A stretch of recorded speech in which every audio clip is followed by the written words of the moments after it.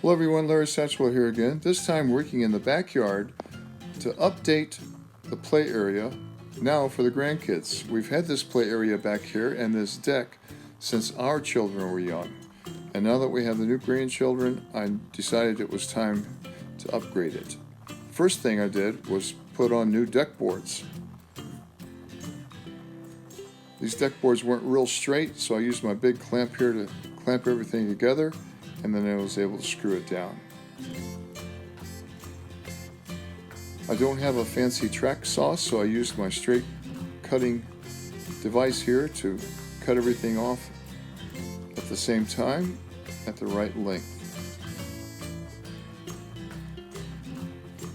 Been working on this project for about 3 weeks now, on and off, mainly on, but you know how life gets in the way.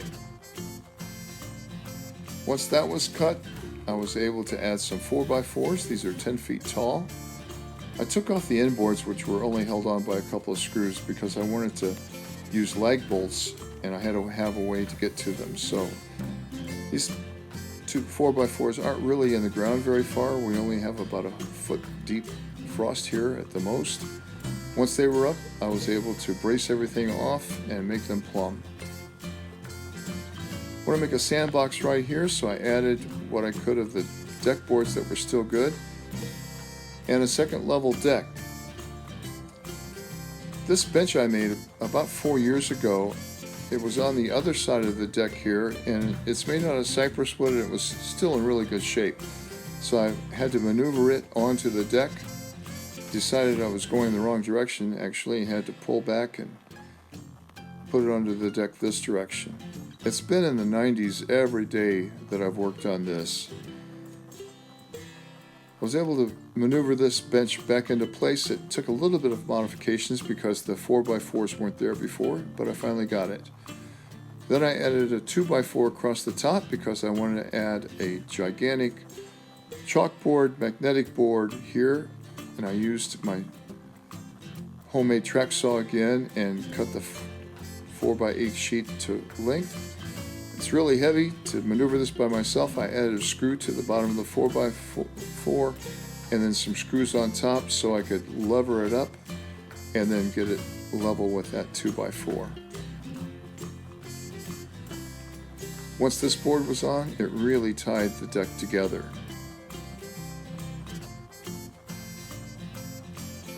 So then I went on and worked on the second level deck. This level is 5 feet above the other. I have this slide here to the left that I've been holding on for about 5 or 6 years now, and it's supposed to be off of a 5-foot deck. I used the old decking boards that I could to make floor joists here, and then I decked it out.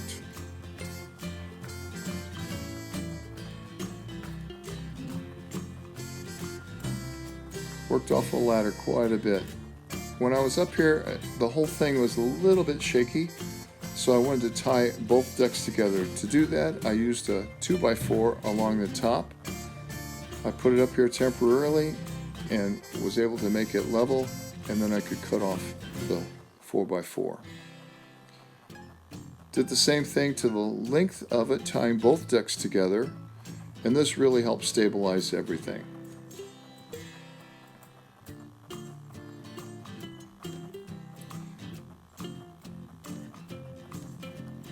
I decided that deck was too high for the slide, so I wanted to add yet another deck. So I put this board up here so I could kind of wedge the board up there because it was really hard to do by yourself. Then I leveled it off pretty much, and then I was able to bolt it on to the other deck. And again, add 4x4s. Used my chalk line as a plumb bob here to get that 4x4 into place. Squared everything up and started adding the deck boards, cutting around the tree. Lots of trips back and forth to the saw, trying to get it right and make sure everything was going to be safe for the grandkids.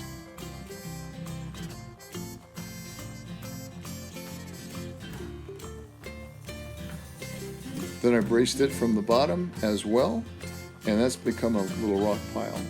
I took down the rest of the stuff. This is called Whittle equipment. I bought this when we had a gym, private gym called Children on the Move back in the mid 80s, early 80s. And it has a galvanized coating on it, so it's really lasted for years outside. Once that was out, I wanted to put some swings, more swings back here. Then I discovered these two huge rocks. This is like an iceberg. This rock is much, much bigger than it appears, and there was no way to get it out. So I decided to go to plan B. I wanted several ways for the kids to get up onto the deck, so I have this ladder that I bought on sale at Home Depot about 4 years ago and knew I wanted to incorporate it. So I built this little deck to put the ladder on. And once that deck was built, I secured the ladder to it. This is in a configuration where it's like an arch, and I decided that was too high, so I reconfigured it later, but you'll see that in upcoming photos.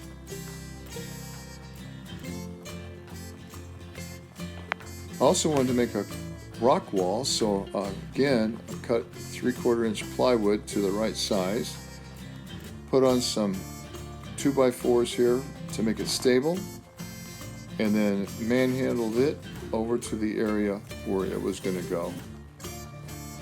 This was a heavy piece of plywood by the time I got the 2x4s on it. I kind of flipped it end for end until I got it where it belonged.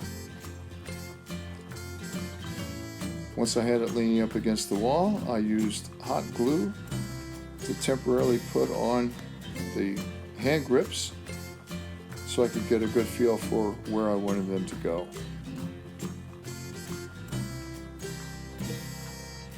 Once they were up, I drilled holes through each one so I could put T-nuts on the other side and bolt them into place. Taking them off was a little bit more challenging than I thought it would be. I actually had to use a putty knife and a mallet to get that hot glue to come off. Once it was off, I was able to take my belt sander up to the top and smooth everything down. I needed to add another 2x4 to the middle of this board, so I took it off, added that, and then put it back into place and painted it.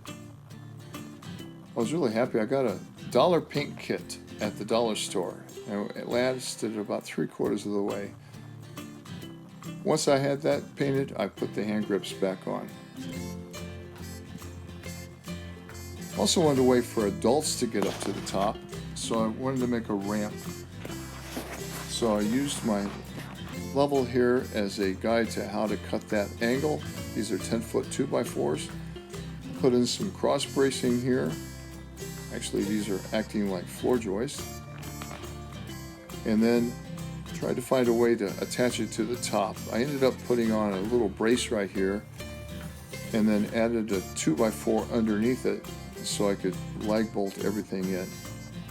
Once that was in, I put in some uprights, trying to decide how many I needed, and then I put on the boards. These boards had to be cut around the uprights, so I temporarily screwed one to the joist and then used my speed square and set my jigsaw so I could cut those off. Once I had all those cut out, I was able to fit it around the 2x4s and add the fourth board.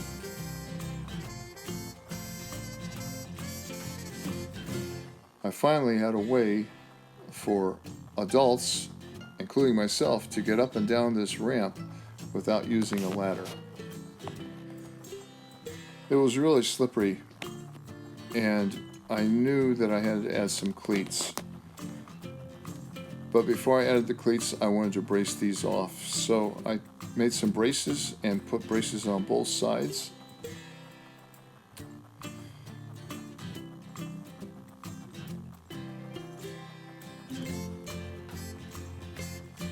And then I was able to cut the uprights to the right height. I used a story stick here to drill the holes at the same place for each one, so I could add some 1/2-inch rope through it.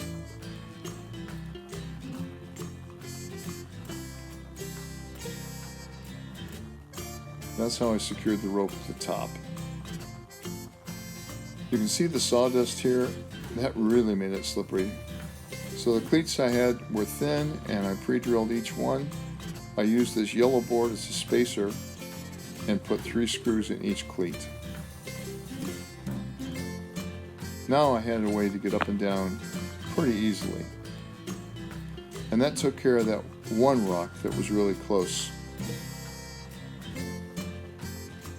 So then it was a matter of securing everything so the kids wouldn't fall off the top of it. I first put a band of 2x4s all the way around it. So once the 2x4s were all the way around, I wanted to add this netting. I planned on using this netting all along. It's the kind of netting that ball cages are made out of. It's really strong. I used staples to hold it on, and then I'm going to trim it out later with 4x4s. There at the climbing wall, I put the rope through so they had a little space to go through it, and here at the top, to make this transition, I wove it in and out. So once it was up, I felt pretty good about it. I doubled it and put these 1x4s up. This piece of slate here is really special to me. It was at a school my mom was the secretary of. I bought this back in the 70s when they were tearing the building down. So this chalkboard has a lot of meaning for me. There was one more space here above the slide that I was a little concerned about, so I had a bar that I'm going to put up here. And it was a 1-inch bar, but the 1-inch clamps were still making it twist, so I added that screw.